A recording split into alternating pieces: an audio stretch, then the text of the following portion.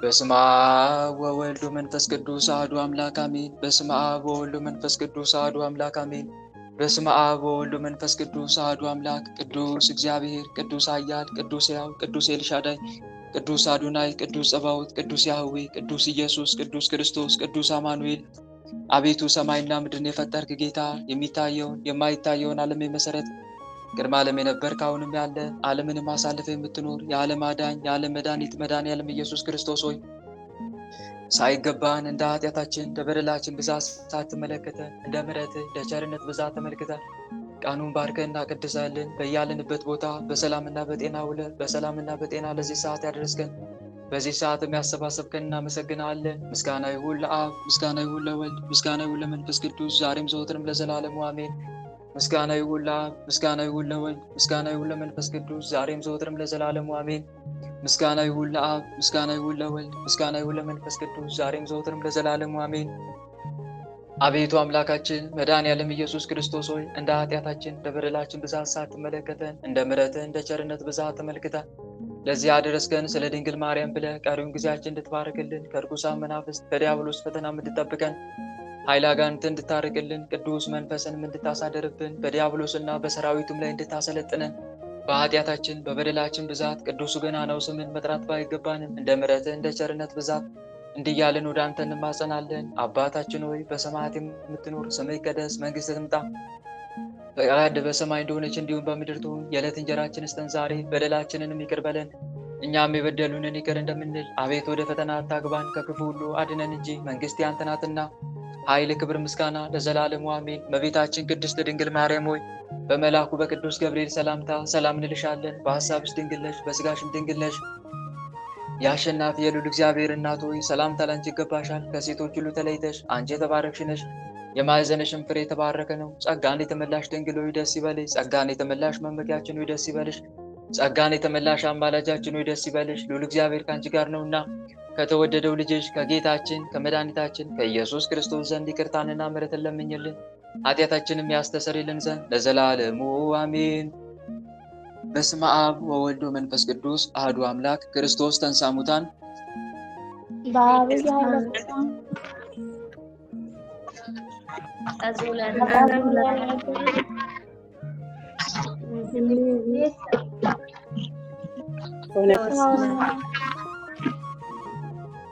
የልዑል እግዚአብሔር ቤተሰቦች የተወዳጇ እናታችን የንጽሕተ ንጹሐን የቅድስተ ቅዱሳን የድንግል ማርያም የአስራት ልጆች የእልፍ አእላፋት ቅዱሳን መላእክት ቅዱሳን ነቢያት ቅዱሳን ሐዋርያት ቅዱሳን ጻድቃን ሰማዕታት ወዳጆች በወደደን እስከ ሞትም ድረስ ባፈቀረን በኃያሉ አምላካችን በቸሩ መድኃኔዓለም በኢየሱስ ክርስቶስ ፍጹም ሰላም እንደምን አረፈዳችሁ?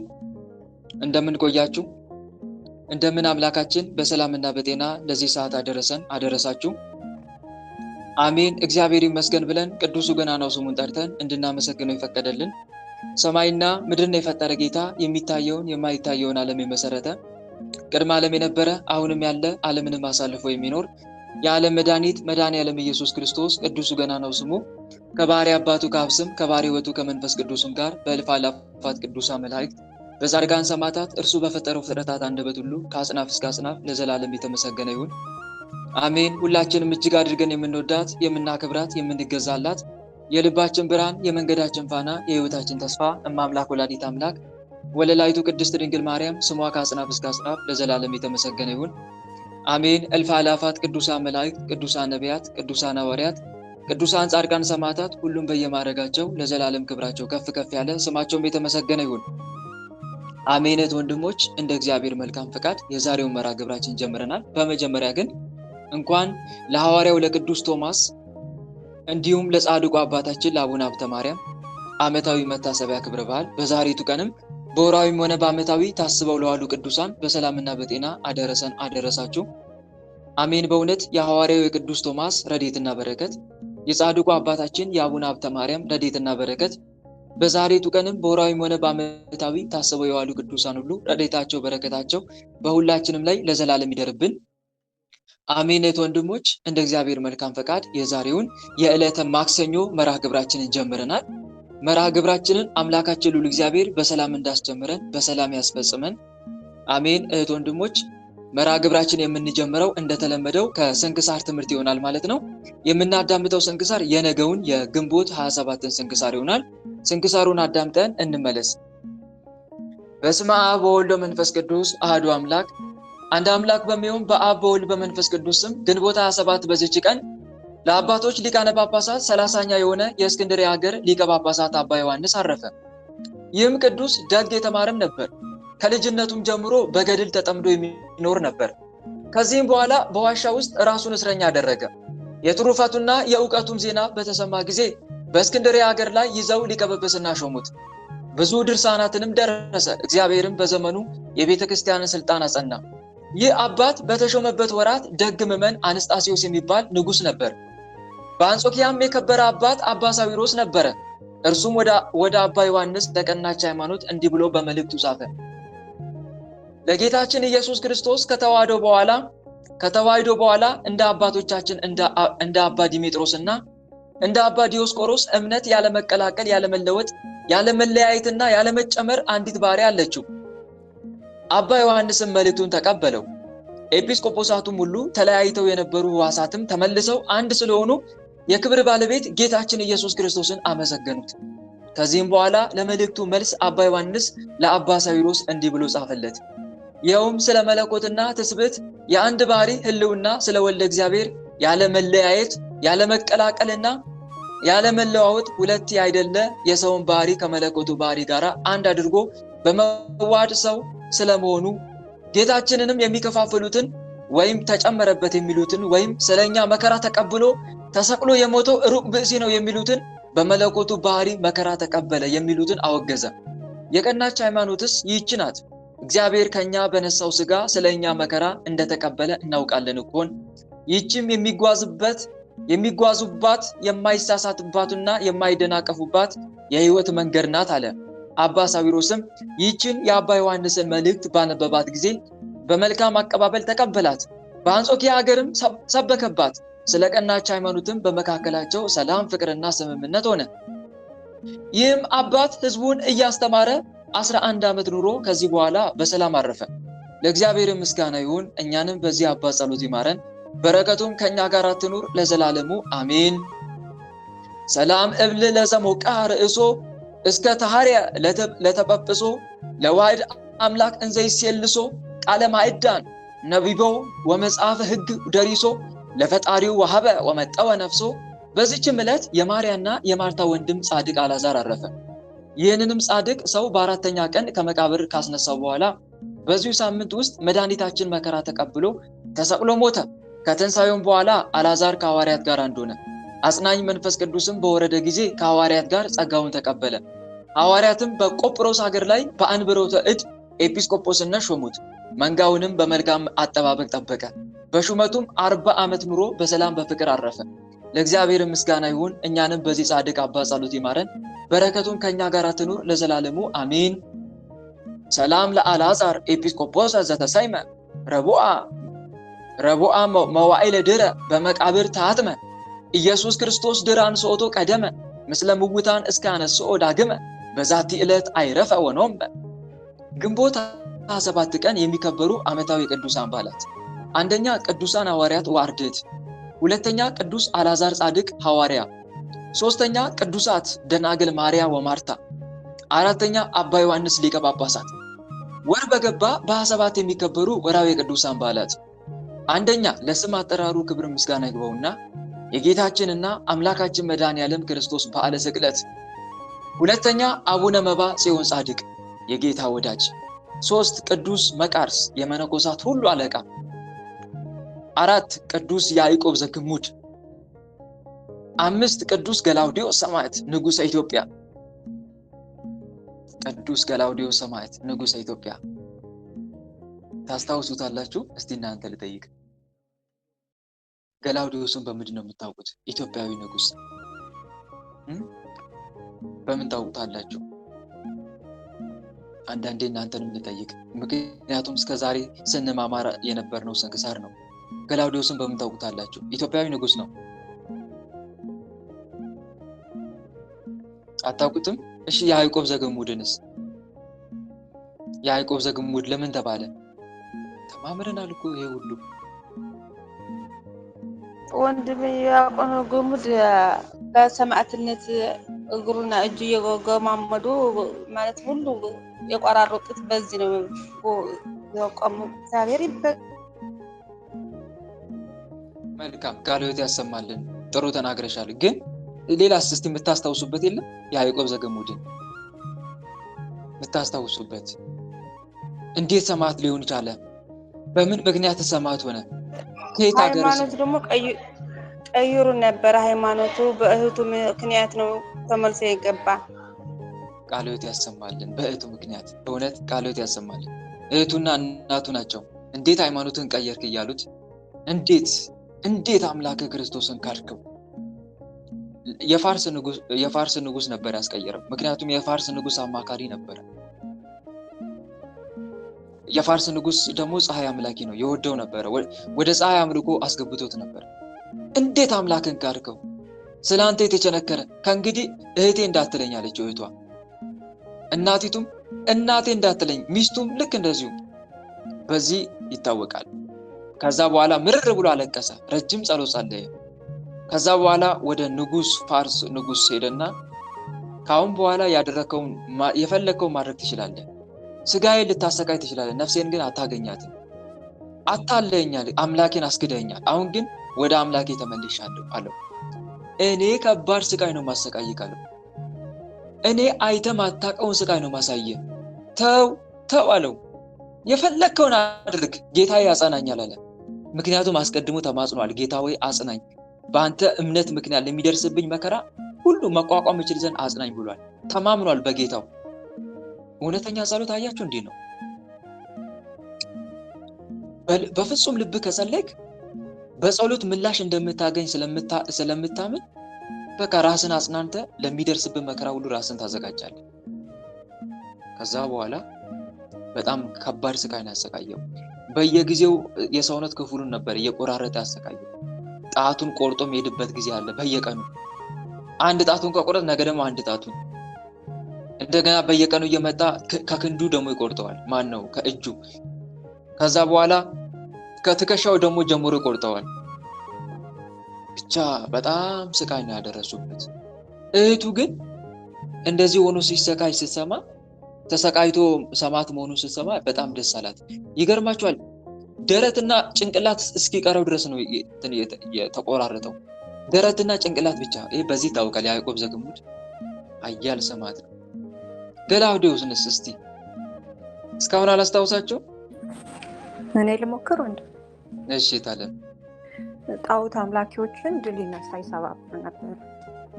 ኢትዮጵያዊ እኮ ነው። ኢትዮጵያዊ። ይሄ ንጉስ እኮ ነው። የኢትዮጵያ ንጉስ ነበረ። ሰማዕቱ ይመስለኝ። እሺ ያኛው ገላውዴዎስ አው በእርግጥ ትክክል ነሽ፣ በዛ መንገድ ከሄድን። ይሄ ግን ኢትዮጵያዊ ንጉስ እኮ ነው። የኢትዮጵያ ንጉስ አጼ ገላውዴዎስ። ትንሽ ልሞክር። እሺ በአሕዛቦች ሰማዕትነት የተቀበለ አይደል? በትክክል። በአሕዛቦች ሲባል እስቲ ክሊር አድርጊው። አሕዛቦች ማለት ኢትዮጵያኖችን እምነታቸው ምን ነበረ? በቃ እሱን ነው የፈለኩት። በሙስሊሞች ተጨፍጭፎ የሞተ ማለት ነው። ቃለ ሕይወት ያሰማልን። እሱ እንድትነግሪኝ ስለፈለኩ። ይሄ ታላቁ ንጉስ ደግሞ ኢትዮጵያዊ ንጉስ የስቅለት ቀን ነው። መጋቢት 27 ላይ ስንክሳሩ ይናገራል። መጋቢት 27 ግቡና አንብቡ ስለ አጼ ገላውዴዎስ። የስቅለት ቀን ትጥቁን ፈቶ አብሮ ከመመኑ ጋር እየሰገደ ነበረ። ንጉሱ። ኢትዮጵያ እንዲህ አይነት ንጉስ ነበራት። በስቅለት ቀን ሚተኛ ንጉስ የላትም ነበረ። አብሮ ቤተክርስቲያን ሄዶ ኪርያላይሶን እያለ የሚሰግድ ክርስቲያን ነበር ያላት። በእውነት እንደዚህ አይነት ደግ ዘመን ቸሩ መድኃኔዓለም ያምጣል። እንዲህ አይነት ፈሪሃ እግዚአብሔር ያለው እግዚአብሔር የሚፈራ ንጉስ መንግስት እግዚአብሔር ያስነሳል። አሜን። እና እንዲህ አይነት ንጉስ ነበር አጼ ገላውዴዎስ። ከዛ መሐመዳውያን ድንገት ተከሰቱ። ድንገት ቤተክርስቲያን መጥተው ቤተክርስቲያኒቷን ወረሯት።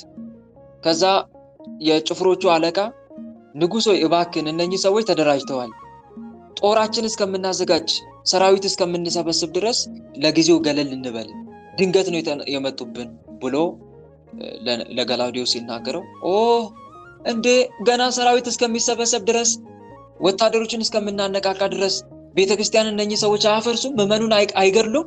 ስለዚህ ምዕመን እየተገደለ ቤተክርስቲያን እየፈረሰ ቆሞ የማይ ምንም አያስችለኝም አለና ባለው ጥቂት ሰራዊት ውጊያ ጀመረ። ጥቂት ሰራዊት ባሉት ምናልባት እንበልና 50 100 ሰራዊት ቢኖረው እነኛ ግን በሺህ ሆኖ ነው የመጡት። ተዋጋ። መጀመሪያ አካባቢ በርትቶ እየተዋጋ ነበር። መጨረሻ አካባቢ ላይ ጫፍጭፎ ነው የገደሉት። ያውም በጦር ወቅተው ጫፍጭፈው ከፈረሱ ላይ አውርደው ነው የገደሉት። በጣም በአሰቃቂ ግድያ ማለት ነው። በዚህ ሰማዕትነቱንም ተመኝቶት ነበር ይለዋል ስንክሳሩ። እና በዚህ ይታወቃል አጼ ገላውዲዮስ። ለዛ ነው ወር በገባ በ7 አጼ ገላውዲዮስ ይከበራል እያለ ስንክሳሩ የሚጠቅሰው። እና እንድታስታውሱ ለምፈልግ ነው። አንብቤላችኋለሁ እኮ ተማምረናል ከዚህ በፊት ስንክሳር ረስተ ነው እንጂ። 6ኛ ቅዱስ ቢፋሞን ጻድቅና ሰማዕት፣ 7ኛ ማር ቅዱስ ፊቅጦር ሰማዕት። ጌታ ኢየሱስም ብታምኝስ የእግዚአብሔርን ክብር እንድታይ አልነገርኩሽምን አላት። ይህንም ብሎ በታላቅ ድምፅ አልዓዛር ሆይ ወደ ውጭ ና ብሎ ጮኸ። የሞተውም እጆቹና እግሮቹን በመግነዝ እንደተገነዙ ወጣ፣ ፊቱም በጨርቅ እንደተጠመጠመ ነበረ። ጌታ ኢየሱስም ፍቱትና ይሂድ ተዉት አላቸው። የዮሐንስ ወንጌል ምዕራፍ 11 ቁጥር 44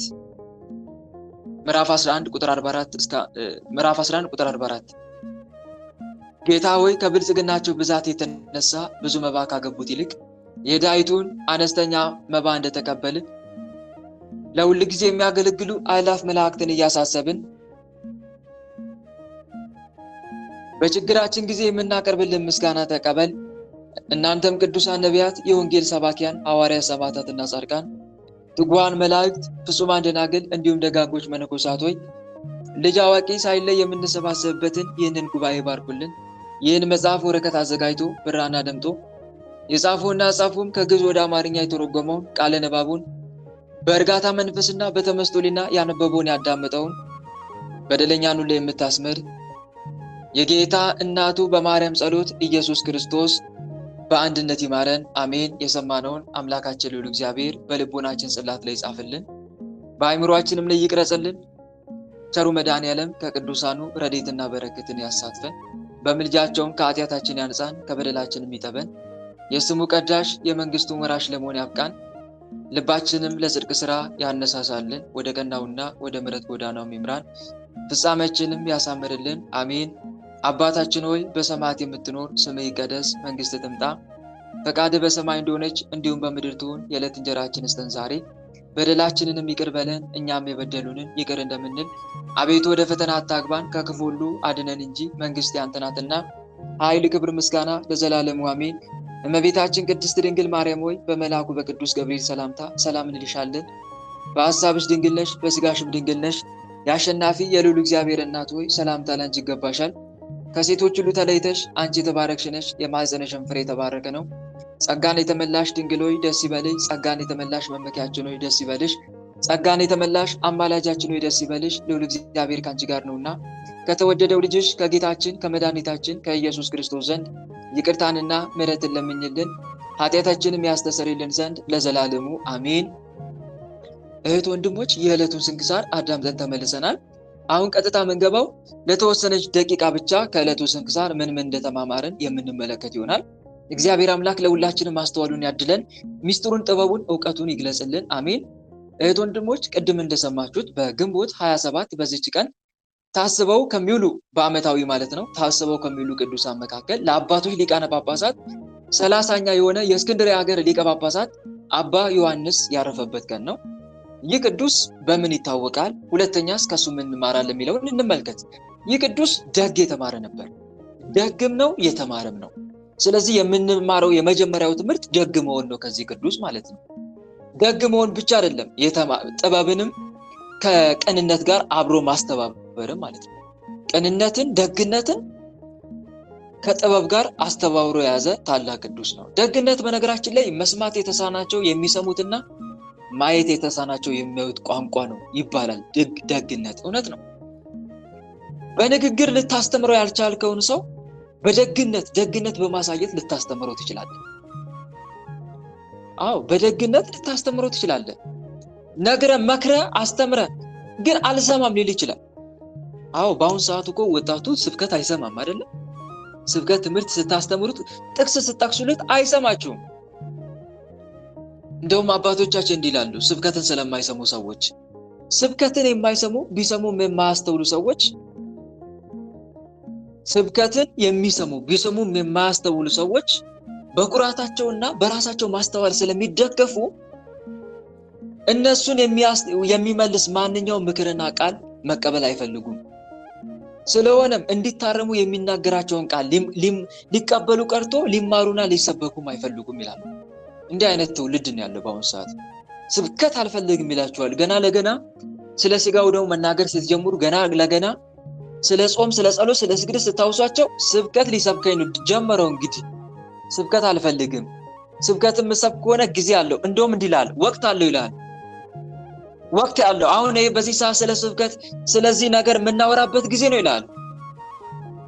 በዚህ ሰዓት ነው የምናወራው ይላል ስትሰብከው ማለት ነው። ወይም ደግሞ እንዲጾም፣ እንዲጸልይ፣ እንዲሰግድ ስታበረታታው አሁን በዚህ ሰዓት ወቅት አለው እኮ ቦታ አለው እኮ ምን እዚህ ቦታ ታወራለህ? እንደዚህ አይነት አቃቂር ያወጡባቸዋል ማለት ነው። መንፈሳዊነት ለነሱ ግድ የሚሆንባቸው አማራጭ የሌለ መፍትሄ ሲሆንባቸው ብቻ ነው። ስለ መንፈሳዊ ጉዳይ ሲወራ ጣልቃ ገብተው ያስቆማሉ። ጣልቃ ገብተው ያስቆማሉ። ሌላ ሐሳብ ያስቀይራሉ። ወይም ጊዜ እንደሌለ ሰው ሆነው እየተሰላቹ በምክንያት ለመሸሽ ይሞክራሉ። በስራ እንደተጣበበ ሰው ለመሆን ይሞክራሉ። ወይም ደግሞ በተነሳው ጉዳይ ላይ አቃቂር እያወጡ መንፈሳዊነትን ይቃወማሉ። መንፈሳዊነት ለእንደነኛ አይነት ሰዎች ትዝ የሚላቸው ችግር ሲገጥማቸው ነው።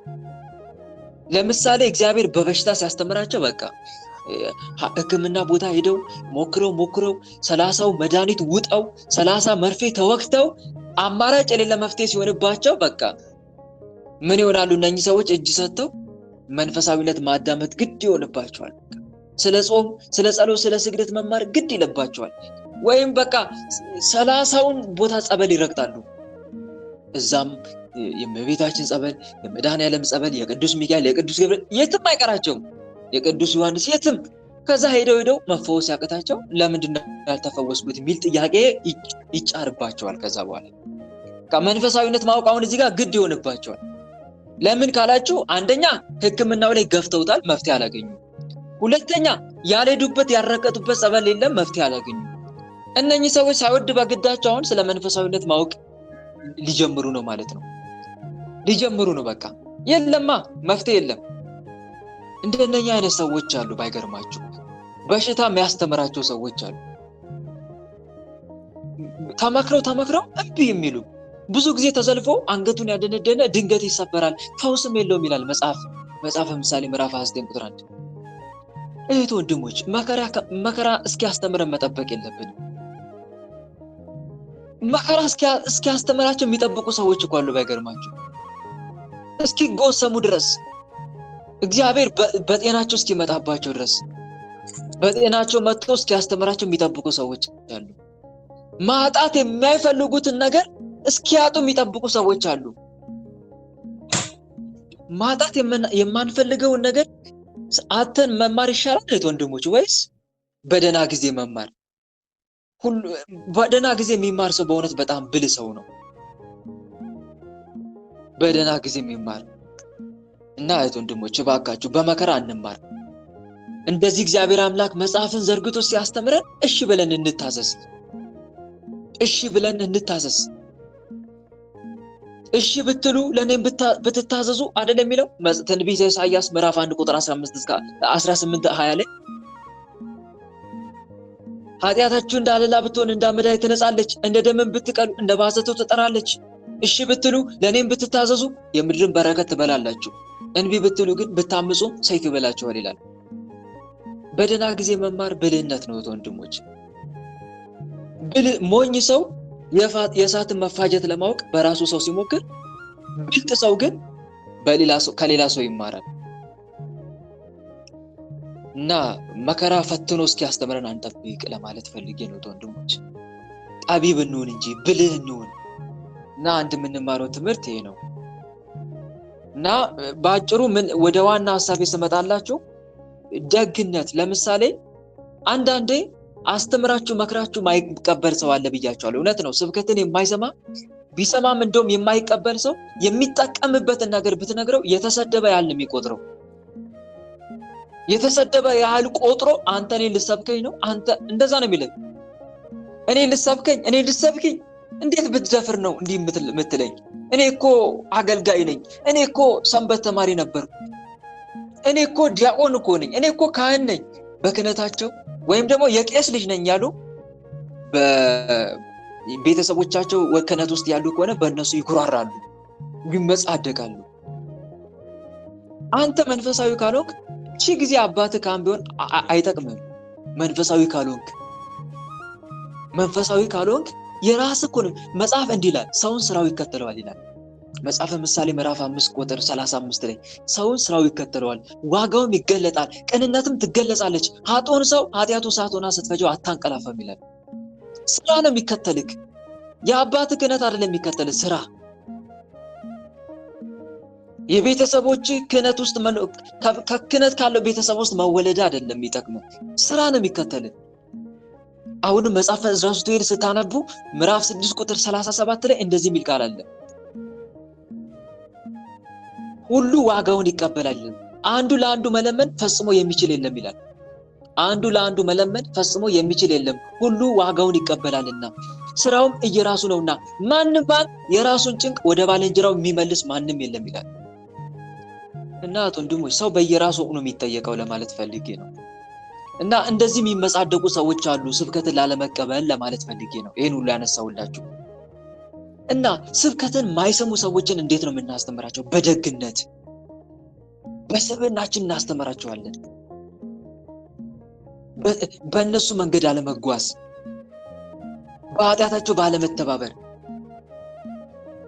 በስብና እናስተምራቸዋለን እነኚህን ሰዎች ማለት ነው እና ደግነት ያልኳችሁ አንዱ ከዚህ አንፃር ለምሳሌ ንፉግን ሰው ማስተማር ከፈለክ ደጉን አሳየው ስለ ደግነት ብታስተምረው አይሰማም አንተ ግን ደጉነ አንተን ካየ ደግነትን ባንተ ይማራል ባንተ ህይወት ተሳዳቢን ሰው ማስተማር ከፈለክ አትሳደብ ብትለው አይሰማም ምን አገባ ይላል ግን አንተ አለመሳደብ ህይወት ውስጥ ሆነ አስተምረው ሲሰድቡ እየመረክ አስተምረው የሚረግሟችሁ መርቁ እንጂ አትርገሙ ደስ ከሚላቸው ጋር ደስ ይበላችሁ የሚል ቃል አለ አይደል እንደዛ ማለት ነው ለተሳዳቢ ሰው አንተ መራቂ ሆነ አስተምረው አንተ ስድብን መታገስ እየቻልክ ያኔ ካንተ ይማራል አለመሳደብን ካንተ ይማራል ማለት ነው እና በዚህ መንገድ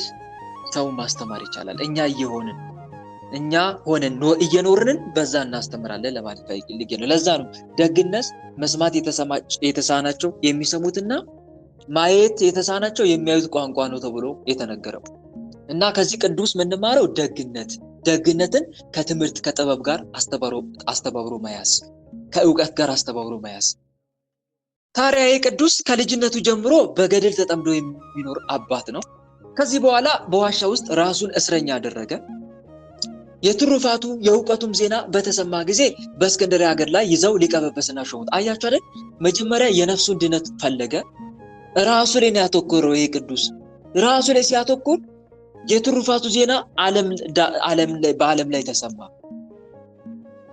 አንድ ቀን እንዲህ የሚባል አባባል አለ በራስ ላይ ስታተኩር ዓለም አንድ ቀን አንተ ላይ ያተኩራል የሚብል አባባል እውነት እኮ ነው በራስ ላይ ስታተኩር የራስን መዳን ስትፈልግ ዓለም ደግሞ በአንተ ያተኩራል ድነትን ካንተ ይማራል እና አንድ ምንማረው ነው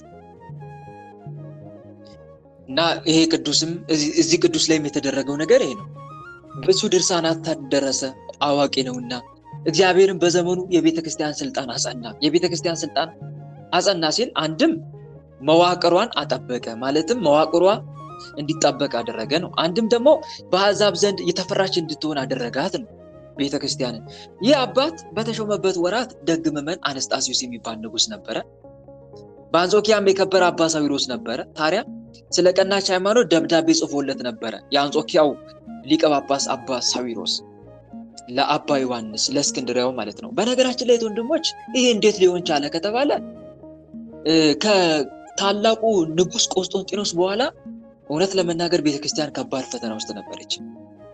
በጣም ጦርነት ይሻላል፣ የእውነት ሰማዕትነቱ ይሻል ነበር። በጣም ከባድ ፈተና ውስጥ ገብታ ነበር። መከፋፈል ታውቃላችሁ? መከፋፈል በተለይ ቤተክርስቲያን ጉባኤ አካሂዳለች በተደጋጋሚ 3 ታላላቅ ዋና ጉባኤ አካሂዳለች። እስቲ ንገሩኝ፣ ዓመተ ምሕረቱንም ጭምር ንገሩኝ እስቲ። 3 ጉባኤያት እነማን ናቸው? ተማምረናል እኮ እንዴ። ጉባኤ ኒቂያ በስንት ዓመተ ምሕረት? በ3 ስንት አይደለም፣ በ341 አይደለም በ325 325 ጉባኤ ኒቂያ እንዳትረሱ። ይሄንንማ ምንረሳ ከሆነ በጣም አስቸጋሪ ነው። ለምንድን ነው የተካሄደው? አርዮስን ለማውገዝ። እሺ ጉባኤ ኒቂያ ነው። ጉባኤ ቁስጥንጥንያስ ሁለተኛው ጉባኤ ቁስጥንጥንያ ነው። መለስኩላችሁ እንደውም እኔ ራሴ። እሺ ግን በስንት ዓመተ ምሕረት ነው? እስቲ ዓመተ ምሕረቱን ልጠይቃችሁ። 81 በ381 ቃሎት ያሰማልን። ግን ምክንያቱ ምን ነበረ?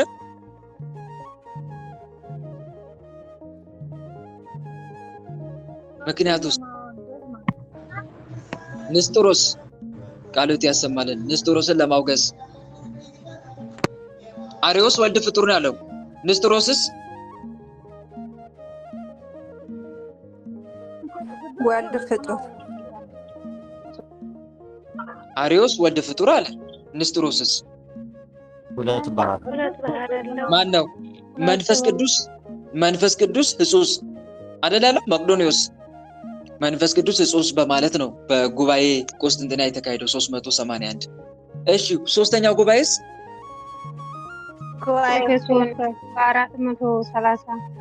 ጉባኤ ኤፌሶን በ431 በማን አማካኝነት?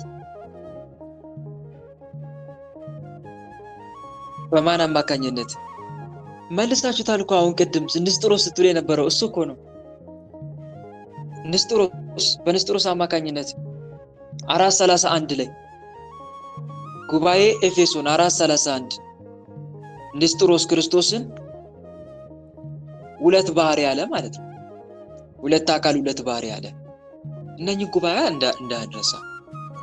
ጉባኤ ኤፌሶን፣ ከዛ በኋላ ጉባኤ ኬልቄዶን የተካሄደው 451 እሱ ቤተክርስቲያን አትቀበለው።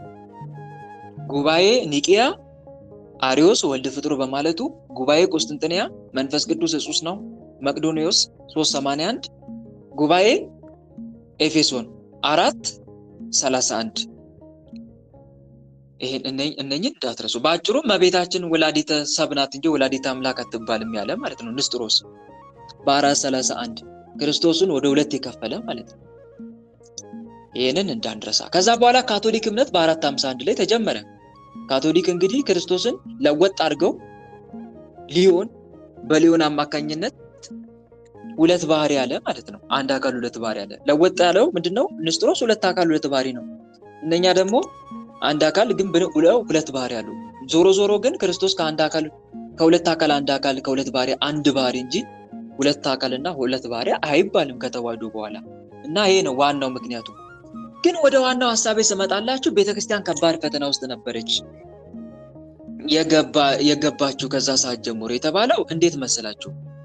ታላቁ ንጉስ ቆስጠንጢኖስ ካረፈ በኋላ ልጁ ቆስጠንጢኖስ ሁለተኛው ንጉስ ነገሰ። ከዛ በኋላ አርዮሳውያን ምንድን ያደረጉት? ቤተክርስቲያንን ለማጥቃት ቀጥታ ከንጉሳውያን ዘር ጋር ነው መዛመድ የጀመሩት። ከነሱ ጋር ሽርክ ፈጠሩ። ለምን? ቤተክርስቲያንን ለማጥቃት። በጉባኤ ተረቱ፣ መቆም አልቻሉም። አርዮሳውያን። በምክንያቱም በመጽሐፍ አስተምሮ ድባቃቸው ይመታል፣ አፍሮ ይመለሳሉ።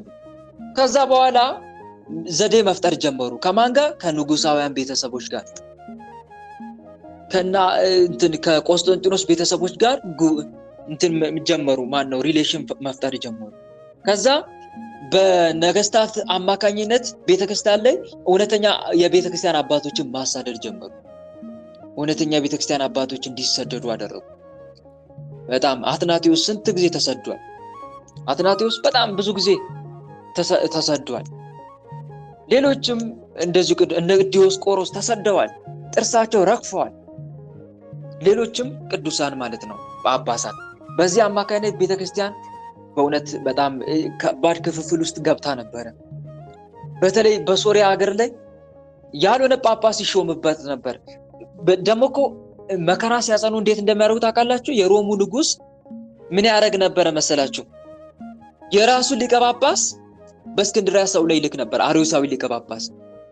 በሶሪያም ሀገር የራሱን ሊቀ ጳጳስ ይልክ ነበር። ታዲያ ህዝቡ ደግሞ አይቀበልም እነኚህ ሊቀ ጳጳስ፣ ምክንያቱም አርዮሳውያን ናቸው። ወይ ሁለት አካል ሁለት ባህሪ ብለው የሚያምኑ ናቸው፣ ወይ ደግሞ ወልድ ፍጡር ብለው የሚያምኑ ናቸው። እነኚህ ሊቀ ጳጳስ እያመጡ በላያቸው ላይ ሾሙባቸው ነበርና በጣም ብዙ ምዕመናን በጣም እጅግ ተሰቃይተው ነበር። እንደውም ሊቃውንቱ ቤት ለቤት ነበር እየሄዱ የሚያስተምሩት። መድረክ ላይ እንዲያስተምሩ አይፈቀድላቸውም። አሁን በቤተክርስቲያን መድረክ ላይ ሊቃውንቱ ማስተማር አይፈቀድላቸውም። ቤት ለቤት እየሄዱ ነበር እውነተኛውን ሃይማኖት የሚያስተምሩት እና በጣም አስቸጋሪ ነበር። በጣም ቤተክርስቲያን ዋጋ ከፍላለች። ለዛ ነው አሁን ተመልከቱ፣ አስቡት፣ አንጾኪያና የእስክንድርያ ሊቀ ጳጳስ የእስክንድርያን ሃይማኖት ለመለየት ሁሉ ያልፈነቀሉት ድንጋይ የለም። ሰይጣን አይገርምም?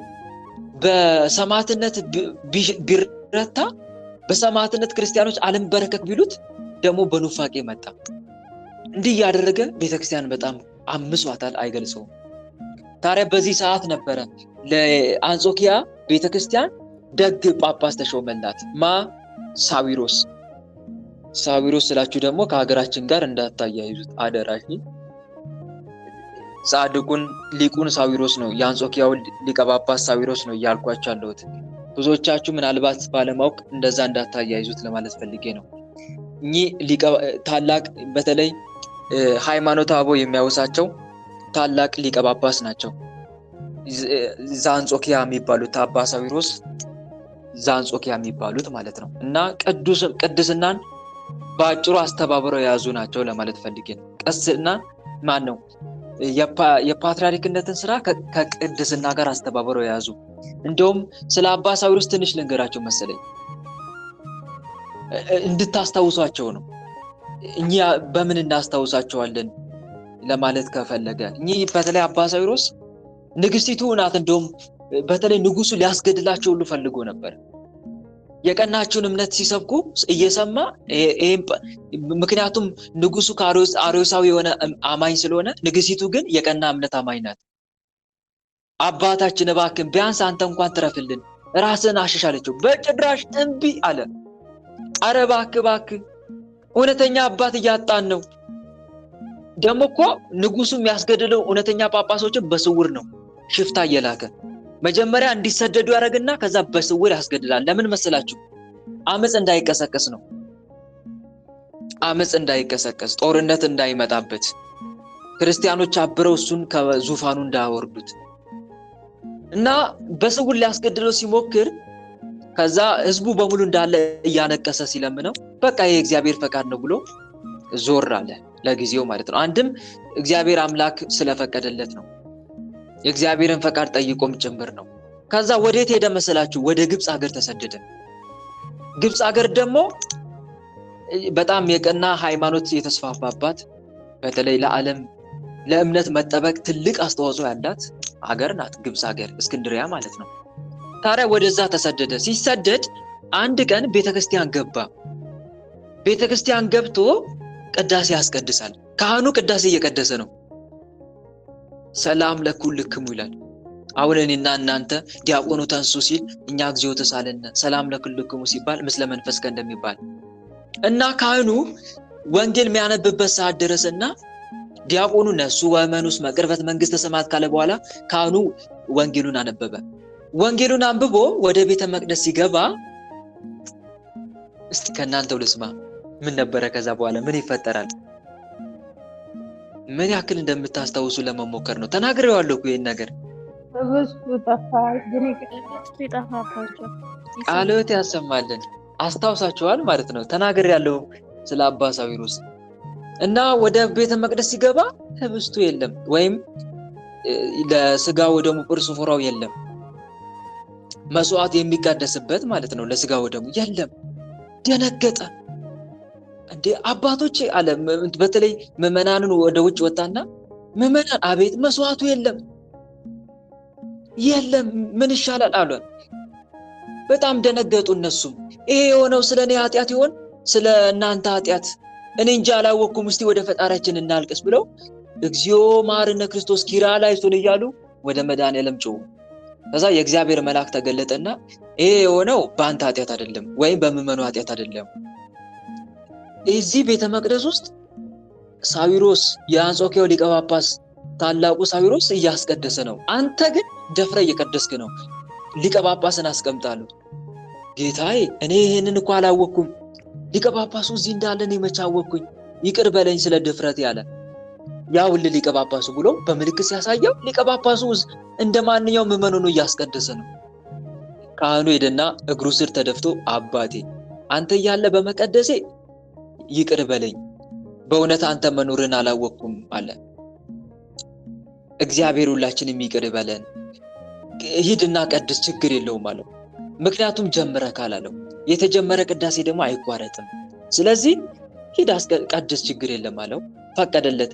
እሺ ብሎ ወደ እንትኑ ሲገባ ወደ ቤተ መቅደሱ ሲገባ መስዋዕቱ ተቀምጧል መንበሩ ላይ። ደስ አለው። ምዕመኑንም ነገራቸው፣ ደስ አላቸው። በአጭሩ ይሄ የተደረገው ስለማን ክብር ነው ንገሩኝ እስቲ? ስለማን ክብር ነው? ስለ ሊቀ ጳጳሱ ስለ አባ ሳዊሮስ ማለት ነው። አያችሁ አይደል? እንዲህ አይነት ቅድስና ያላቸው ታላቅ ጻድቅ ናቸው ልላችሁ ፈልጌ ነው። አባ ሳዊሮስ እንዲህ አይነት ታላቅ ቅድስና በዚህ አስታውሳቸው። እሺ የአንጾኪያው ሊቀ ጳጳስ አባ ሳዊሮስ እንዲሆንላቸው እያላችሁ አሁን ማስታወስ ይቀላቸዋል ለማለት ፈልጌ ነው። ብዙ ጊዜ ቅዱሳንን በምግባራቸው ስለምናስታውሳቸው ማለት ነው፣ በትሩፋታቸው ስለምናስታውስ እና ዞሮ ዞሮ ይሄ ሊቀ ጳጳስ ነው የቀናሽ ደብዳቤ ለአባ ዮሐንስ ለእስክንድራዊ ጻፈለት። ከዛ አባ ዮሐንስ ተደሰተ። የአንጾኪያው ሊቀ ጳጳስና እኛ እስክንድራውያን በሃይማኖት አንድ ሆነን በእውነት ደስ አላቸው። በቃ የአንጾኪያ ምዕመናንም ደስ ብሏቸዋል፣ የቀና ጳጳስ ስለተሾመላቸው ማለት ነው። እስከዚህ ድረስ ግፍ ይደረስብን ነበር። ባይገርማችሁ ቤተክርስቲያን ላይ እስከዚህ ድረስ የቀና እምነት ያለው ሊቀ ጳጳስ እንዳይሾም ግፍ ይደርስባት ነበር። አሁን በነፃነት ነው አይደል? ያው ግን አሁንም በሀገራችን አለ አልፏል። እንዲህ አይነት መሰደድ እየመጣ ነው። እንዲህ አይነት ፈተና እያየን ነው። እንግዲህ እውነተኛ ሊቀ ጳጳስን የማሳደድ በሕገ ወጥ የተሾሙትን ደግሞ ወደፊት የማቅረብ ነገር እየመጣ ነው። በጣም በሚያሳዝን ሁኔታ እያየን አይደል? ጆሮአችን እየሰማ አይደል? አያሳዝንም? የእውነት ምዕመናን እናልቅስ። ከዚህ የከፋ ደግሞ እንዳይመጣብን እናልቅስ። የእውነት ጌታ ሆይ እባክህ ማረን፣ እባክህ ይቅር በለን፣ እውነተኛ ሃይማኖት ከኢትዮጵያ እንዳትጠፋ እባክህ አምላክ ሆይ እያለን እስከዚህ ድረስ እኮ አቆይቶልናል። በዓለም ላይ እኮ እውነተኛ እምነት የጠፋው ከምን አንፃር እንደሆነ ታውቃላችሁ? የማይሆን ጳጳስ እየተሾመ እኮ ነው። የማይሆን ሊቀ ጳጳስ እየተሾመ በተለይ ኢሉሚናቲዎች ስር ሰደዋል። እውነት ለመናገር ስር ሰደዋል። በአጭሩ አሁን ምን እያደረጉ እንደሆነ ታውቃላችሁ? በግልጽ ሃይማኖት ካዱ እኮ የማለት ስራ አይደለም። እሱ በኋላ ነው የሚያመጡት። እሱ በኋላ ነው የሚመጣው። ያለ መንግስታትን ሙሉ ለሙሉ በቁጥጥር ስር አውለው ከዛ በኋላ ትልቅ የሪፎርሜሽን ስራ ነው እየሰሩ ያሉት በአሁን ሰዓት፣ ዝም ብለው አድፍጠው ማለት ነው። እና ምን እያደረጉ እንደሆነ ታውቃላችሁ? እውነተኛ አገልጋዮችን በራሳቸው አገልጋይ የመተካት ስራ ነው እየተሰራ ያለው። ምን የማድረግ ስራ ሰምታችሁኛል አይደል? እውነተኛ ምኖችን ራሳቸው አገልጋይ መተካት በቃ እንዲህ ነው እየተደረገ ያለው። አሁን ሀገራችን ላይ ቀስ በቀስ የሪፎርሜሽን ስራ ነው እየተሰራ ያለው። እውነተኛውን አግልሎ ኢግኖር አድርጎ የራሳቸውን ጳጳስ መተካት፣ በህገወጥ የራሳቸውን ሰዎች መሾም፣ ቁጭ ማድረግ ይጀምራሉ ማለት ነው። በቃ ለሆዱ ያደረ አገልጋይ እንዲፈጠር የማድረግ ስራ ነው እየተሰራ ያለው። ስለ መንጋው ማይጨነቅ እረኛ የመሾም ስራ ነው እየተሰራ ያለው። በአሁን ሰዓት እኮ ባይገርማችሁ ቅድስና ታይቶ እኮ አይደለም እየተሾመ ያለው። እንደዛ ነው እንዴ? እውቀት ነው ወይስ ቅድስና ታይቶ ነው እየተሾመ ያለው? ንገሩኝ እስቲ። እውቀት እኮ ነው። ግን ዋናው የሚበልጠው ምንድነው? ቅድስና ወይስ እውቀት? ቅድስና። የማይሰግድ አገልጋይ ቢሾም እንዴት ምዕመኑን ወደ ስግደት ይመራል ስታስቡት እስቲ ወንድሞች? እሱ ማይኖርበትን የሚያስተምር አገልጋይ እየተሾመልን ያለው። እሱ ማይኖርበትን ያልሄደበትን የማይሰግድ አገልጋይ መጥቶ ስገዱ ቢላችሁ ምንድነው የምትሉት? የማይጾም አገልጋይ መጥቶ ጾሙ ቢላችሁ አስቡት። የማይኖርበትን ህይወት የሚያስተምር አገልጋይ እየተሾመን ያለው በአሁን ሰዓት። የእውነት ልናለቅስ ይገባል። ስለ ቤተክርስቲያን አልቅሱ ምዕመናን።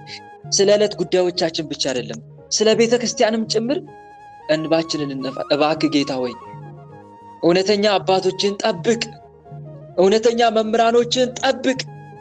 እባክህ አምላክ ሆይ እኛን አትተውን። ስለ ራሳችን እኮ ነው ይሄ የምንለው፣ ስለ ራሳችን ብለን ነው። ጌታ ሆይ እባክህ መንጋውን ያለ እረኛ አትተው፣ መንጋውን ያለ እረኛ አትተው። ኢትዮጵያን እስካሁን ድረስ እውነተኛ አባት አላሳጣሃትም።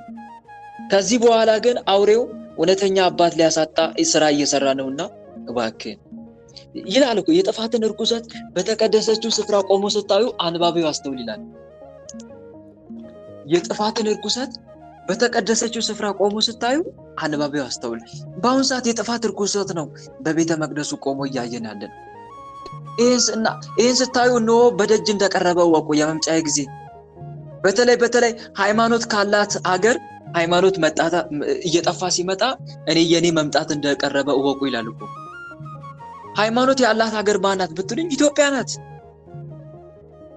ኢትዮጵያ፣ ግብጽ፣ እነኚህ ሁለቱ በተለይ ሀገራት ከነኚህ ሁለቱ እንትኖች ሃይማኖት እውነተኛ አባት በተለይ ግብጽ ሀገር እጅግ በጣም ወሳኝ ናት። ግብጽ ቃል ኪዳንም እኮ አላት። በነገራችን ላይ ቅዱስ ፊቅጦር ለእናቱ ተናግሯል። እውነተኛ ሃይማኖት እስከ ዕለተ ምጽአት ድረስ በግብጽ ሀገር እንደማይታጣ እውነተኛ አባት። ወንጌል አንድምታ ላይ ስታነቡ በማቴዎስ ወንጌል 2 አንድምታ ላይ ስታነቡ ግብጽ ሀገር ሁሌም እስከ ዕለተ ምጽአት ክርስቶስን ወልደዋል ስትል ትኖራለች ይላል። እስከ ዕለተ ምጽአት ትኖራለች። ኢትዮጵያም እንደዛው ትላለች። ይሄ ታወቀ ነው። ምክንያቱም ብዙ ኢትዮጵያውያን መነኮሳት አባቶቻችን ስለ ኢትዮጵያ ሲያለቅሱ ሲያነቡ ቆይተዋልና ስለ እነሱ ምልጃ ሲል እግዚአብሔር አምላክ አያጠፋም። ግን መከራው ይመጣል። ይሄ እንዴት ነው መከራው የሚያመጣው? እውነተኛ አባቶችን በማሳጣት በገንዘብ የተሾሙ ወሬ አቃጣሪ ነው የሚሾመው። በተለይ ጆሮ ጠቢ ወይም ደግሞ ወሬ አቃጣሪ የለም ሹክ የሚል በወዳጅ በዘመድ በጥቅማ ጥቅም ስልጣን የሚያገኝ ተሿሚ ይበዛል። አንዳንዴ ኢትዮጵያ እስከ ቅርብ ጊዜ ድረስ የራሷን ሊቀ ጳጳስ አትሾምም ነበር አይደል? የራሷን መንበር የላትም አይደል? ሲኖዶስ የላትም ነበር። ሲኖዶሳችን በማን ስር ነበር? ንገሩኝ። በማን ስር ነበር? በግብጽ ነበር አይደል?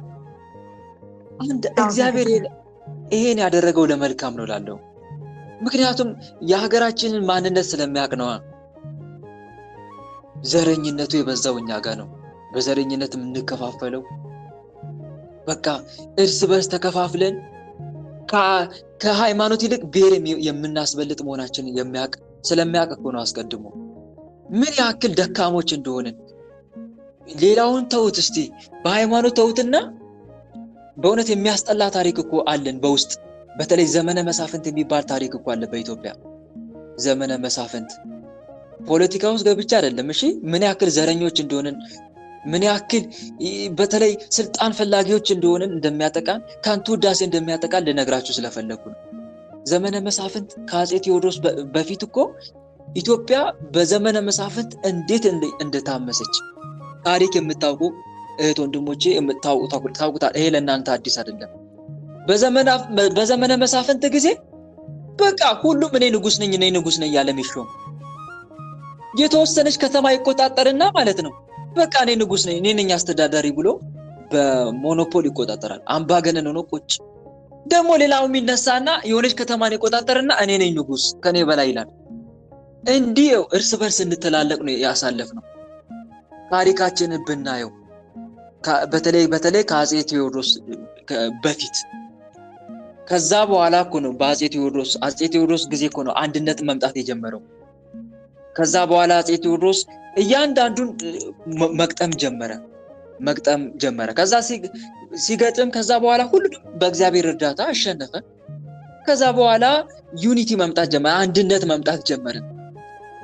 በአፄ ቴዎድሮስ የተጀመረው በማን ነው? ያለቀው ነው የሚባለው በሂስትሪ ትምህርት ስንማር ማለት ነው። በአፄ ምኒልክ ነው የተገባደደው ማለት ይቻላል። አንድነት የመጣው ኢትዮጵያ ወደ አንድነት እየመጣች የጀመረችው ከዛ በኋላ ነው ይባላል። ከአፄ ምኒልክ በኋላ ነው እንጂ በቃ እርስ በርስ ተከፋፍለን ተባልተን ተቧጭቀን እኮ ነበር። ምን ነው እርስ በርስ ተቧጭነን የኛ ይበልጣል የኔ ይበልጣል አይነት ነገር። እንዲህ አይነት ነገር እኛ ጋር አለ ባይገርማችሁ ኢትዮጵያ በታሪካችን ማለት ነው። እንደውም እኮ ንጹህ ጳጳስ ሁሉ እኮ አስገድለናል አይደል? ታስታውሳላችሁ አይደል? ነግሬያቸዋለሁ እኮ ከዚህ በፊት። እንደውም ኢትዮጵያ ተቀታል ነበር ሌላ ሊቀ ጳጳስ እንዳይሾምላት ተከተናል እኮ ከ80 ዓመት በላይ። ለምን መሰላችሁ? በሐሰት እውነተኛውን ሊቀ ጳጳስ አስጋዝን ወደ ስደት እንድንወጣ አስደረግን። ከዛ በኋላ ሐሰተኛ ጳጳስ በወሬ ተታለን ሾምን። ሐሰተኛ ደብዳቤ ይዘው መጥተው ይሄ በተለይ ሳሚ የሚባል ሊቀ ጳጳስ እኮ አይደለም ግን ሐሰተኛ ደብዳቤ እኔ ከግብጽ ተሾሜያለሁ ብሎ መጥተው ማለት ነው። የሰው ወሬ ሰምተን ሄድና ቁጭ አድርገን ሾምን። ለካ እውነቱ ሲታወቅ እነኛ አጭበርባሪዎች ናቸው መጥተው ራሳቸውን ጳጳስ አድርጎ ሾሙት። ከዛ ምን ቢሆን ጥሩ ነው? በገንዘብ ተጣሉና አንደኛው የመንበረ ፓትርያርኩን ገንዘብ እንዳለ ሰርቆ ተሰደደ። ነገርየው ሲመረመር ለካ አልተላኩም። እውነታው ሲታወቅ ከዛ በኋላ እውነተኛውን ጳጳስ ከተሰደደበት ለማምጣት ሲኬድ ሞቶ ተገኘ አርፎ። አያሳዝንም? በጣም እኮ ነው የሚያሳዝነው። ይሄ ምንድነው? ወሬ ሰምተን ተታለን ተጭበርብረን ማለት ነው። ከዛ በኋላ ግብፃውያን ቀጡን። እንደውም ብዙ ቅዱሳን እና አባ ቆዝሞስ ሌሎችም ተነስተው ከዛ በኋላ ለኢትዮጵያ ሊቀ ጳጳስ አንልክም አሉ። እንዲህ አይነት ችግር ነበረብን እኛ ልላችሁ ፈልጌ ነው። ታዲያ እግዚአብሔር ለካ የኛ ማንነት ስለሚያውቅ ነው ለብዙ ዘመን በግብጽ መንበረ ፓትርያርክ እንድንመራ ያደረገን። እውነት አይደል? አይገባም ትላላችሁ ወንድሞች? ይሄ የእግዚአብሔር ፈቃድ አይደለም ትላላችሁ? የእግዚአብሔር ፈቃድ አይደለም ትላላችሁ ወንድሞች? ንገሩኝ እስቲ። የእግዚአብሔር ፈቃድ ቢሆን እንጂ ይሄው አሁን ራሱ እስቲ ተሾመና እስቲ አሁን ተሾመን እንዴት ነው አሁን በዘረኝነት እየተባላን ያለ ነው? እስቲ እዩት ያለውን በተለይ ቤተ ክህነት ውስጥ ያለውን የሚያስጠላ ነገር አሰሙ። በየቲክቶኩ በየሶሻል ሚዲያው የሚወራው ነገር እስቲ ስሙት። መንግስት እጁን አስገብቶ ምን እያቦካ እንደሆነ ሁላችንም የምናየው ነገር ነው። በጣም ያስጠላል። እና እኔ ሳስበው በጣም ነው ማዝነው የእውነት። መቼ ነው የምንነቃው? ለሃይማኖታችን አንድ የምንሆነው መቼ ነው? መቼ ነው ከዘረኝነት የምንወጣው? መቼ ነው ቅድስናን የምንከተለው? እውቀቱ እኮ ዲግሪ ያለው እኮ እየተባለ እየታየ እኮ ነው። ቅድስና ከሌለ ዲግሪ ምን ያደርጋል? ምግባር ከሌለ ለመንጋው አራያ ምሳሌ ማትሆን ከሆንክ ያንተ ሺህ ጊዜ ማስተር ዲግሪ ስራ አይጠቅምም እሱ ካልኖርክበት። ክርስትና እኮ ዲግሪ ማከማቸት እኮ አይደለም። የትምህርትን ደረጃ ከፍ የምታደርግበት የምትኖርበት ህይወት እኮ ነው ክርስትና ማለት። እኔ በጣም ነው ማዝነው የእውነት። በጣም ነው የሚያሳዝነኝ። የቤተ ክርስቲያንን ጉዳይ ሳይ በጣም ልቤ ነው የሚደማው እንደዚህ አይነት ነገር ስሰማ። በእውነት በጣም ነው የሚያስጠላው የምር። እና ምን ለማለት ፈልጌ ነው? አልቅሱ ምዕመናን፣ እህቶቼ፣ ወንድሞቼ። በእውነት በጣም ነው የሚያስጠላው። ከዚህ ከፋ ደግሞ እንዳይመጣ ልናለቅስ ይገባል። ሁላችንም እናንባ። ጌታ ሆይ እባክን ቤተክርስቲያንን ጠብቅን በለው። መድኃኔዓለም ሆይ እባክን እውነተኛ አባቶችን ጠብቃቸው። ጌታ ሆይ ቤትን አጥራ እንበለው እስቲ። ቤተ መቅደስን አጥራ፣ ቤተ መቅደስን አንጻ። ቤተ መቅደስ የወንበዴዎች መሸሸጊያ የሆነች ነው። እባክህ አጽዳት። ከተማጸነው እግዚአብሔር አምላክ ያጸዳልናል። አንድም እኮ ስለ ኃጢአታችን ነው እንደዚህ አይነት ነገር የሚፈጠረው። ምዕመኑም አገልጋዩም እርኩስ ከሆነ የረከሰ ከሆነ ወይም ደግሞ ከኃጢአት ዓለም ተለይቶ በመንፈሳዊ ሕይወቱ ማይመራ ከሆነ በቃ እግዚአብሔር አምላክ ስለኛ ኃጢአት በቃ እንደዚህ ነው የሚሆነው ማለት ነው። ለሰለሞን የገባለትን ቃል ኪዳን ታስታውሳላችሁ? ምን ነበር ያለው ሰለሞንን? ሰለሞን እኮ ቤተ መቅደስን ጠብቅ፣ ቤተ መቅደስ ሰርቶ ማለት ነው በእስራኤል ሀገር ቤተ መቅደስ ሰርቶ ከጨረሰ በኋላ አምላኩ ቤተ መቅደስን ጠብቅ ሲለው እግዚአብሔር በሌሊት በሕልም እንዲህ ብሎ ነበር የነገረው። አንተና ሕዝብ እኔ በማዛችሁ መንገድ ከሄዳችሁ ቤተ መቅደሱን ጠብቀዋለሁ ብሏቸው ነበር።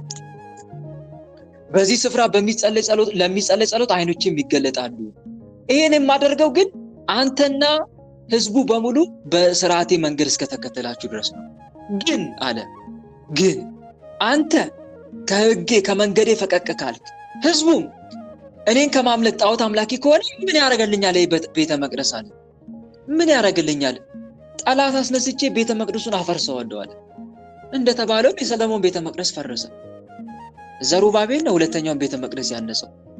እሱም ፈርሷል በአስባስያኖስ በሮሙ ንጉስ አስባስያኖስ። ለምን? ምክንያቱም ህዝቡ ቀና አይደለማ። አያችሁ ቤተ መቅደስ የሚቃጠለው እኮ በራሳችን ኃጢአት ነው ወንድሞች። ዝም ብሎ የሚቃጠል ይመስላችኋል? እንደ ችቦ ይለኮሳል አይደል? በአገራችን ቤተክርስቲያን ይቃጠላል። ለምን? ምዕመኑም አገልጋዩም አንድ አይነት ከሆነበት እግዚአብሔር አምላክ ምንም ቤተ መቅደሱን አይፈልገውም። መስዋዕታችሁ በፊቴ አጸያፊ ይሌለ እንደዛ እኮ ነው የምንሆነው። እና ባካችሁ ቶሎ አንደኛ ራሳችን እናንጻ፣ ከኃጢአት ዓለም እንለይ።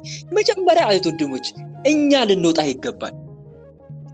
እኛ እንውጣና ለቤተ ክርስቲያን እንጸልይ።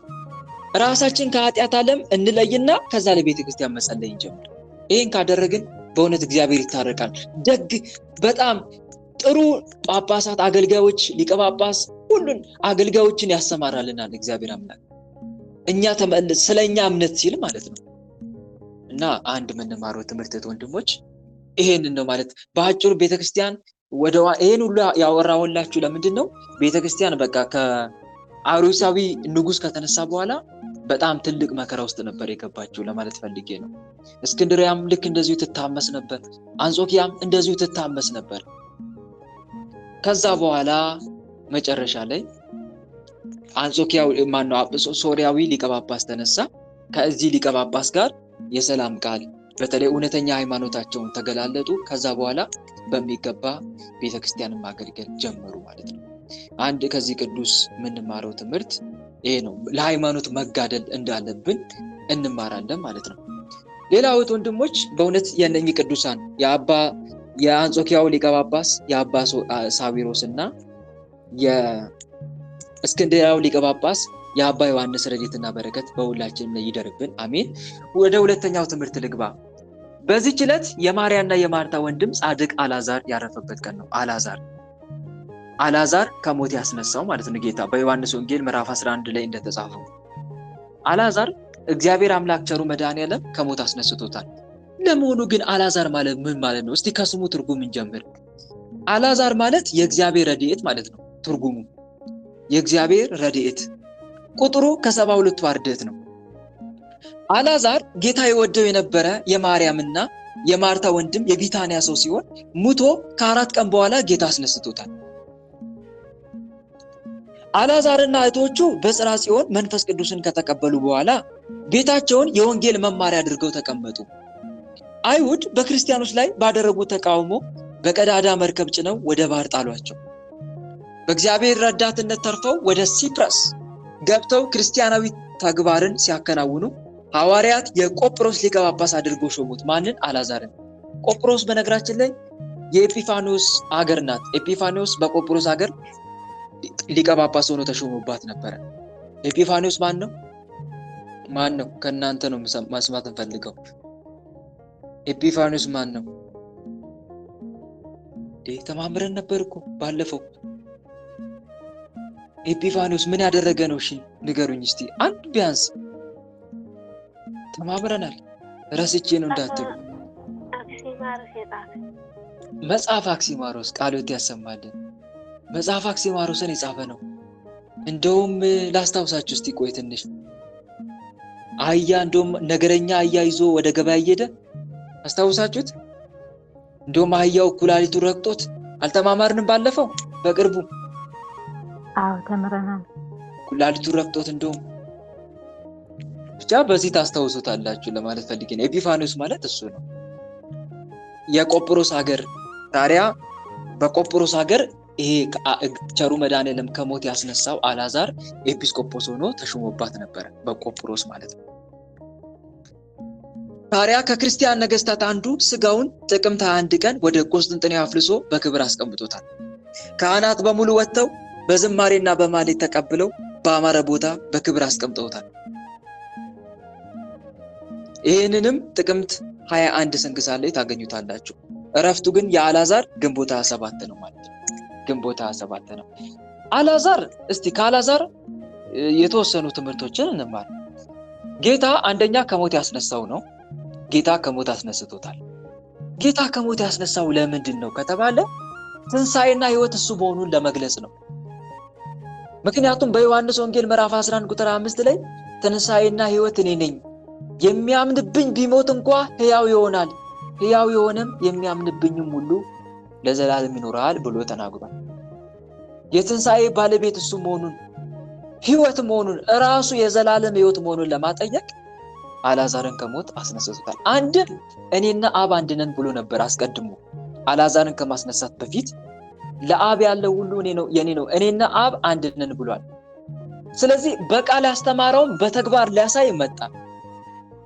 አብ የሚሰራውን ሁሉ እኔ እሰራለሁ ብሎ ነግሯቸው ነበር። ከአብ ጋር በስልጣን እኩል ነን፣ ከአብ ጋር በስልጣን እኩል ነን፣ እኔና አብ ምንበላለጥ አይደለንም፣ እኔና አብ በአምላክነት አንድ ነን ብሎ አስተምሯቸው ነበር። ዮሐንስ ወንጌል ምዕራፍ 5 እና ዮሐንስ ወንጌል ምዕራፍ 10 ላይ ተመልከቱት። ይሄንን በተግባር ሊያሳይ ነው የመጣው አልዓዛርን ከሞት ያስነሳበት። ምን ብሎ ነበር?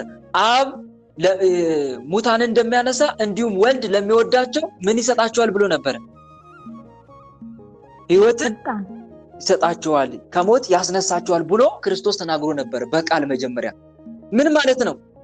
አባቴ አብ ሙታን እንደሚያነሳ ሕይወት እንደሚሰጥ እኔም ደግሞ ለምፈልገው ሰው ሕይወትን ሰጣለሁ፣ ሙታን አስነሳለሁ ብሎ የተናገረውን አሁን በተግባር ሊያሳይ ነው የመጣው። እሱም የዘላለም ሕይወት ነኝ ብሎ ተናግሯል። የሕይወት እንጀራ እኔ ነኝ ብሎ የለም?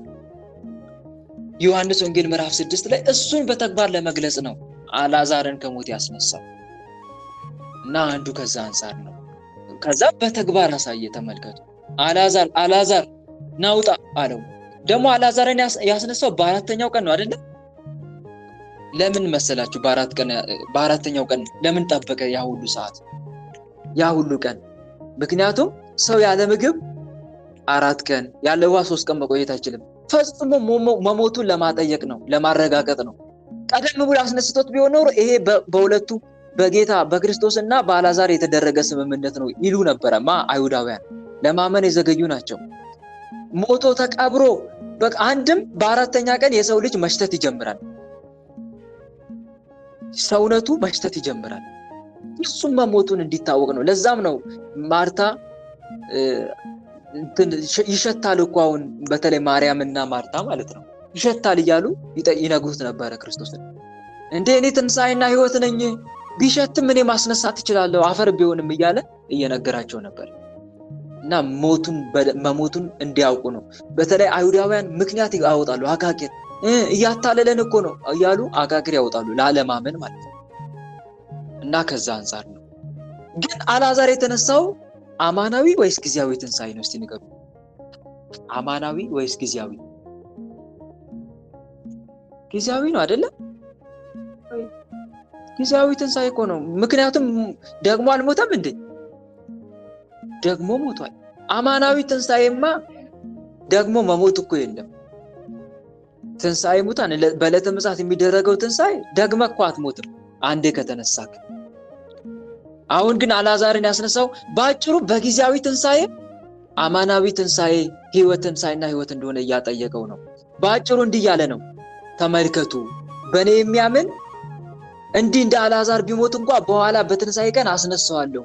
አልዓዛርን እንዳስነሳሁት ከሞት በኋላ እናንተንም ሰውን ሁሉ ከሞት አስነሳለሁ ማለት ነው። በአልዓዛር ትንሣኤ በኋላ የዕለተ ምጽአት ትንሣኤ ምሳሌ እያሳየ እኮ ነው ባጭሩ። እንዴት ነው እስቲ በምሳሌ ላስረዳችሁ። በብሉይ ኪዳን ለሐዲስ ኪዳን ምሳሌ ነው ምሳሌ አይደለም? ብሉይ ኪዳን የሚደረገው ተግባር ላይ ለሐዲስ ኪዳን ምሳሌ ነው አይደለ? አዎ ምሳሌ ነው። ለምሳሌ የኤርትራ ማን ነው የእስራኤላውያን ኤርትራም ከባህር መሻገር ምንድነው ምሳሌው? የኃጢአት ባህርን የሞት ባህርን ጌታ ማሻገሩን አይደለ? እስራኤላውያን ከግብጽ መውጣታቸው ምንድነው ምሳሌው?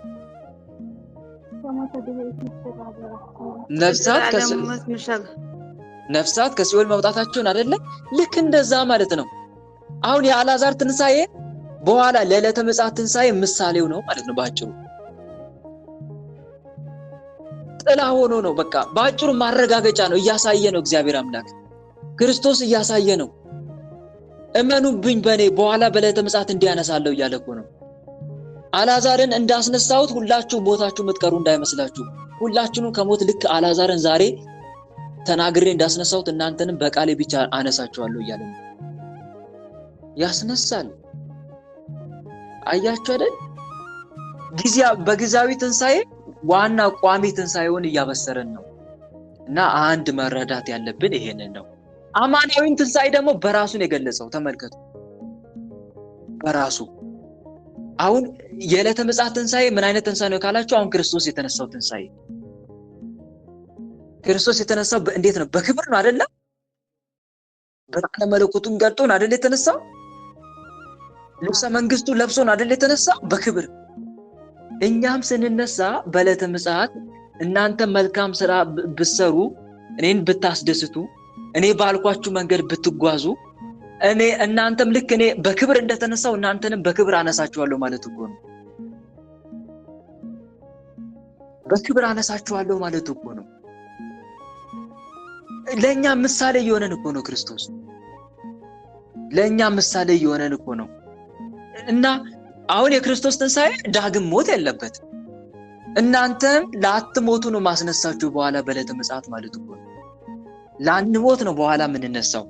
ይሄን እንደውም ቅዱስ ጳውሎስ ተናግሮታል እኮ አንደኛ ቆሮንቶስ ምዕራፍ 15 ቁጥር 55 ላይ ምዕራፍ 15 ቁጥር 51 እስከ 55 ላይ ተመልከቱ። ይህ የሚበሰብሰው የኋለኛው መለከት በተነፋ ጊዜ ሁላችን በቅጽበት አይን እንደ አይን ጥቅሻ እንለወጣለን ይላል። ሙታን ይነሳል፣ መለከት ይነፋል ይላል። አዎ መለከት ይነፋል። መለከት ይነፋል ማለት አንድም ንቃ መዋቲ የሚል ቃል አዋጅ ይታወጃል ማለት ነው። በመላእክት አለቃ በቅዱስ ሚካኤል አንደበት መለከት በተነፋ ጊዜ ሳትነሳ አትቀርም ይላል። በመቃብር አትቀርም ይላል መጽሐፈ መቃብያን ቀዳማዊ ምዕራፍ 9 ቁጥር 8 ላይ። ያኔ ንቃ መዋቲ ተብሎ ይታወጃል በቅዱስ ሚካኤል አንደበት። ከዛ በኋላ የፈረሰ የበሰበሰ አውሬ የበላ ሁሉ ይነሳል በኋላ በዕለተ ምጽአት። መጽሐፈ መቃብያን ካለ 14:31 ላይ ስትመለከቱ የጸነሰች ሴት ማህፀኗን ዘግታ ምጥ በያዛት ጊዜ ማህፀኗን ዘግታ መከልከል እንደማይቻላት ሁሉ የእግዚአብሔርን ቃል ድምጽ ከሰማች በኋላ መቃብርም እንደዚሁ በሞት የተቀበሩትን ሰዎች ከመነሳት መከልከል አትችልም ይላል መጽሐፈ መቃብያን ካለ 14:31 እስከ 32 ላይ። እና ያኔ እንነሳለን። አማናዊውን ትንሣኤ በራሱ ገለጠ፣ በራሱ አስተማረ። በጊዜያዊ ትንሣኤ ደግሞ በአልዓዛር ትንሣኤ አማናዊ ትንሣኤ እንዳለ አሳየን። ብትሞቱ እንደ አልዓዛር አስነሳቸዋለሁ ማለቱ ነው። መልካም ስራ ብትሰሩ ደግሞ እንደኔ በክብር ትነሳላችሁ ማለቱ ነው። እና አንድ የምንማረው ትምህርት ይሄ ነው ማለት ነው። ከአልዓዛር የምንማረው አንዱ ይሄ ነው። በአጭሩ አልዓዛር ትንሣኤ ሙታን እንዳለ ሕያው ምሳሌ ነው ማለት ነው። ሕያው ምሳሌ ሆኖ ያገለግል ነበረ። ትንሣኤ ሙታን አለ አታምኑም? ይኸው እኔን ከሞት አስነስቶኛል እያለ ያስተምር ነበር አልዓዛር። እኔን ምስክር እስቲ አድርጋችሁ ሰዱ፣ በእኔ ደረሰብኝ እያለ ያስተምር ነበር። ሞቼ አስነስቶኝ ሲኦል ሁሉ እንዳየኩ ይናገር ነበር አልዓዛር። አልዓዛር ከሞት ከተነሳ በኋላ በሲኦል ምን አይነት ስቃይ እንዳለ ይነግራቸው ነበር። ያንንም ጭምር እንዲነግራቸው ነው መድኃኒዓለም ለ4 ቀን ያቆየው። ከሞት እንዳይነሳ። ከዛ በኋላ በአራተኛው ቀን ሞት መጥቶ ጌታ አስነሳ እና ከዛ አንፃር ነው ይሄን ይመስላል ወንድሞቼ። በእውነት የቅዱስ አልዓዛር ረድኤትና በረከት በሁላችን ይደርብን። በእውነት ትንሣኤውን በአልዓዛር የገለጠ ጌታ እኛንም ለክብር ትንሣኤ ያብቃን። አሜን። በዚህ መልኩ ያስተማረን የመከረን የገሰጸን አምላካችን ልዑል እግዚአብሔር በእውነት ስሙ ከአጽናፍ እስከ አጽናፍ ለዘላለም የተመሰገነ ይሁን። አሜን። ትንሣኤ ሲባል ግን ወንድሞች ሁለት አይነት ትንሣኤ አለ። የደይን ትንሣኤ፣ የህይወት ትንሣኤ። የደይን ትንሣኤ ማለት ክፉ ስራ የሰሩ ሰዎች እነሱ የሚነሱት ለደስታ ሳይሆን ለመከራ ነው የሚነሱት። እነኛ ሰዎች ባይወለዱ ይሻላቸው፣ ለመከራ ነው የሚነሱት። ትንሣኤ ህይወት ያላቸው ደግሞ በቃ ለደስታ ነው የሚነሱት፣ ለደስታ።